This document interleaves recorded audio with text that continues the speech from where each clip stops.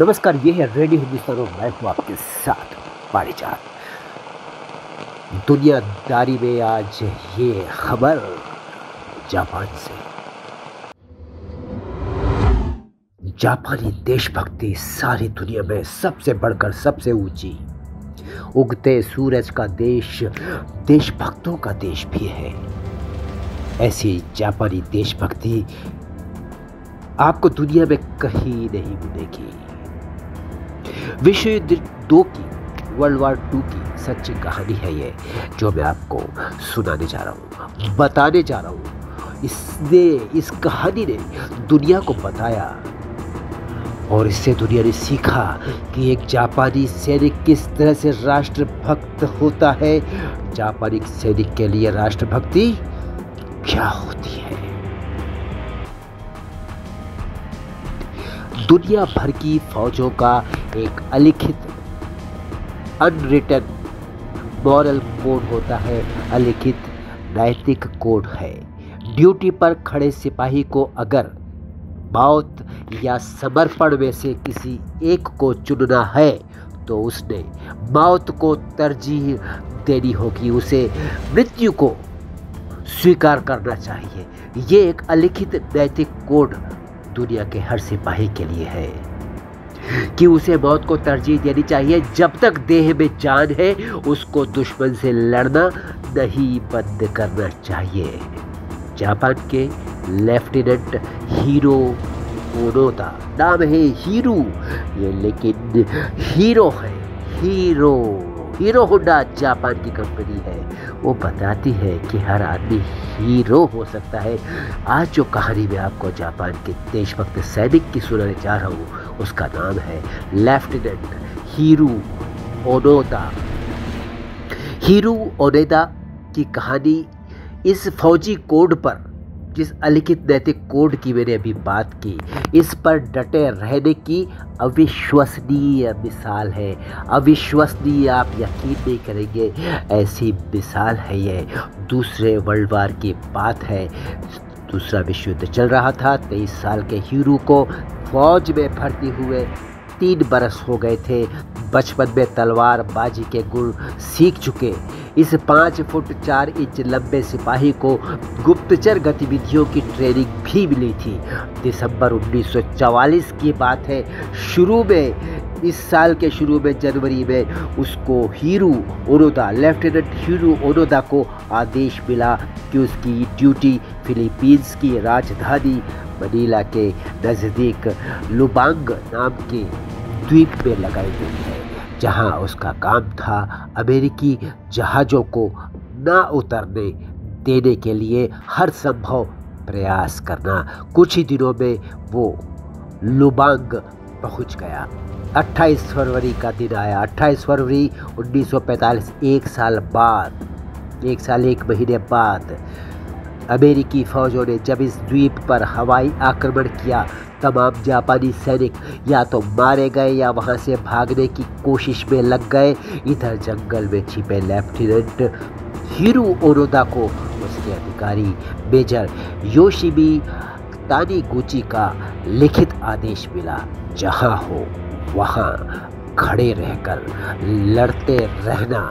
हो सकता है इस युद्ध में 3 साल लग जाए या हो सकता है 5 साल लग जाए, कुछ भी हो जाए, हम तुम्हें वापस ले जाने के लिए जरूर आएंगे।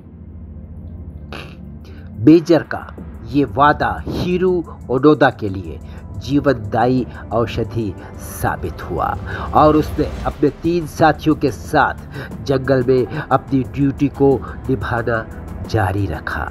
उधर हिरोशिमा नागासाकी की घटना हो गई, जिसके बाद सितंबर 1945 में जापान ने अमेरिका के सामने हथियार डाल दिए। इसके बाद हजारों जापानी सैनिक चीन, दक्षिण पूर्व एशिया और पश्चिमी पैसिफिक जैसे इलाकों में बिखर गए।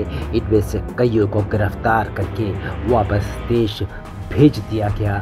सैकड़ों ने आत्महत्या कर ली। कई सैनिक बीमारी और भूख से मारे गए। जापान के हार जाने की खबरें लगातार सारी दुनिया रेडियो पर सुनती रही और इस आशय के पर्चे हवाई जहाज़ों से गिराए जाते रहे। लेफ्टिनेंट हिरो ओनोदा और उनके 3 साथियों को भी ऐसे पर्चे मिले, लेकिन उन्होंने उन पर लिखे शब्दों पर विश्वास नहीं किया। उन्होंने सोचा कि ये दुश्मन के गलत प्रचार का हिस्सा था। चारों सैनिक प्रशिक्षण प्राप्त गोरिल्ला थे और कठिन से कठिन परिस्थितियों में जीना जानते थे। जंगल में करीब 10 माह रहने के बाद उन्हें इस बात का एहसास हो गया था कि लड़ाई लंबी चलने वाली है। उन्होंने अपने तंबुओं की बगल में बांस की झोपड़ियां बनाई और पेट भरने के लिए आसपास के गांवों से चावल और मांस की चोरी करना शुरू किया। जंगल में बेतहाशा गर्मी पड़ती थी और मच्छरों और चूहों के कारण बहुत मुश्किल होता था जीना। दिन में रहना और रात में सोना दोनों ही बहुत मुश्किल काम था। धीरे धीरे इन चारों सैनिकों की वर्दियां फटने लगी। उन्होंने तार के टुकड़ों को सीधा कर सुइयां बनाई और पौधों के रेशों से धागे बनाए और तंबुओं के टुकड़े फाड़कर वर्दियों की तब तक मरम्मत की जब तक कि वो तार नहीं हो गई। यानी कि कई सालों में बड़े से बड़ा मजबूत से मजबूत कपड़ा वो भी जंगल में तार तो होना ही था। कभी कभी कोई अभागा ग्रामीण उनकी चौकी की तरफ अगर आ निकलता था तो उसे उनकी गोलियों का शिकार बनना होता था। फिलीपीन सेना की टुकड़ियां भी गश्त करती रहती थी। उन्हें भी चकमा देना बड़ा मुश्किल का काम होता था, लेकिन वो भी इन्हें करना होता था। 5 साल बीतने पर बुरी तरह आजिज आ गए हिरो ओनोदा के एक साथी ने फिलीपीनी सेना के आगे आत्मसमर्पण कर दिया। ये बेहद निराशा पैदा करने वाली घटना थी, लेकिन बचे हुए सैनिकों ने हिम्मत नहीं खोई। यानी कि अब बचे 4 में से 3 और किसी तरह जीवित रहे। 4 साल और बीते जब विद्रोहियों की तलाश में निकली। स्थानीय पुलिस के हाथों में से उनमें से एक की मौत हो गई। 1954 से लेकर 1972 तक लेफ्टिनेंट हिरो ओनोदा और उनका साथी किनशिची कोजुका ने अगले 18 साल साथ बिताए। 18 साल, याद रखिए, 18 साल जंगल में इस हालत में साथ बिताए। इस बीच 1959 में जापानी सेना ने दोनों को आधिकारिक रूप से मृत घोषित कर दिया था। 1972 में कोजुका भी पुलिस के हाथों मारा गया। जंगलों में छिपा अब सिर्फ हिरो ओनोदा बचा था। हिरो ओनोदा उस समय तक 50 साल का हो चुका था। इस 50 में से 27 साल उसने ड्यूटी पर रहते हुए काटे थे। उसने अभी 2 साल और उसको अभी इसी तरह काटने थे। 1970 के दशक में टोक्यो यूनिवर्सिटी में शोध कर रहे नोरियो सुजुकी नाम के एक सनकी छात्र को, सनकी यानी कि प्रतिभाशाली लोगों को सनकी कहा जाता है, जो ठान लेते हैं तो उसको पूरा करके रहते हैं। आम लोग उनको सनकी कहते हैं, पागल और दीवाना कहते हैं। ऐसे एक सनकी छात्र को यकीन था कि जापान के कुछ सिपाही फिलीपींस में छिपे हुए मिल सकते हैं। इस सिलसिले में उसने अनेकों इत्तेफाकों के चलते 1973 के आखिरी महीनों में हिरो ओनोदा को वहां जाकर ढूंढ ही लिया। कई गुप्त मुलाकातों के बाद ही वो उनका विश्वास जीत पाया।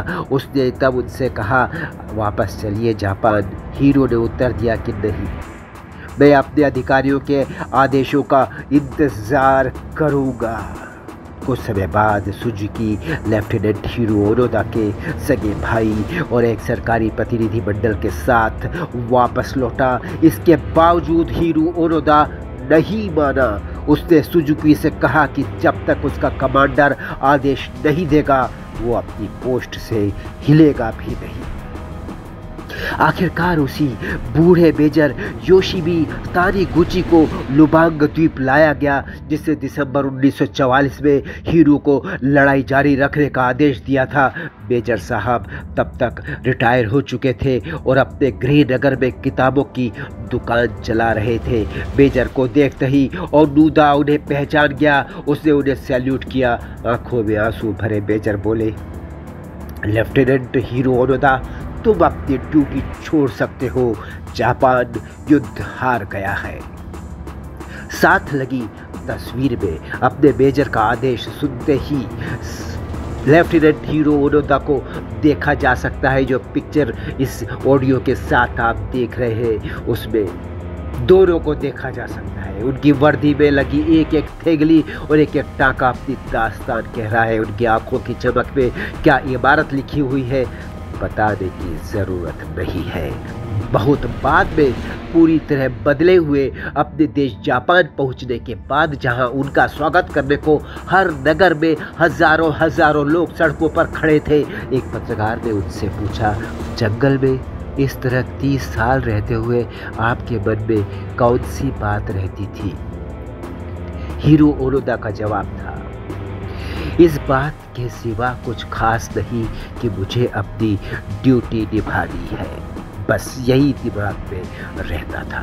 16 जनवरी 2014 को 92 साल की आयु में दुनिया को अलविदा कहने से पहले इस बहादुर सामुराई को दूसरे विश्व युद्ध के इकलौते जापानी महानायक के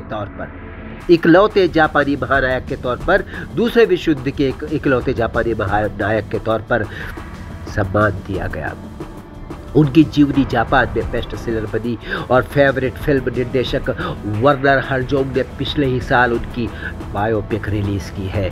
आज जब आप डिस्कवरी जैसे चैनल देखते हैं, जहां 2-4 रात जंगल में रह जाने वालों को सर्वाइवल एक्सपर्ट कहकर प्रचारित किया जाता है, हीरो ओनोदा के लगभग 30 साल, यानी आप समझे ना 10,000 दिनों के अकल्पनीय संघर्ष को, याद रखिए अकल्पनीय संघर्ष है ये।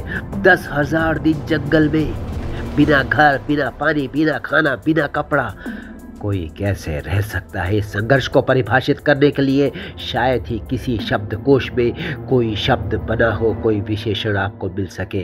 9 मार्च 1974 को उस दोपहर को मेजर का आदेश सुनने के बाद में चीथड़े पहने हुए हीरो ओनोदा ने अपनी बंदूक जमीन पर रखी और फूट फूट कर रोने लगा। वो 30 सालों में पहली बार रो रहा था। फिर भी लोग आपसे रेडियो हिंदुस्तान पर करते रहिए काम, सुनते रहिए, रेडियो हिंदुस्तान बोलते रहिए। जय श्री राम, पानी बचाइए, सबको सिखाइए, पेड़ लगाइए, सबको सिखाइए, क्योंकि बहुत आवश्यक है ये। रेडियो हिंदुस्तान।